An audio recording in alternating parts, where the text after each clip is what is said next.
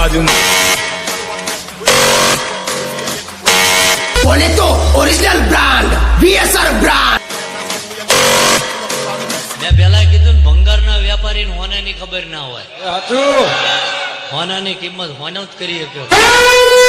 એટલે ઝાલા કાલ વસ્તુ હોય ને ભંગાર થઈ જાય, જૂની થાય, ભંગારિયાને અહીંયા હાલવા જાવ એટલે અડધી કિંમત ઉપજે. પણ હોનું રહ્યું ને એના 1000 ટુકડા કરી નાખો ભાઈ, અને હોનીના અહીંયા જઈને ત્રાજો મેલો અને 53 હાલતા હોય 53 જ ગણી હાલવા પડે ભાઈ.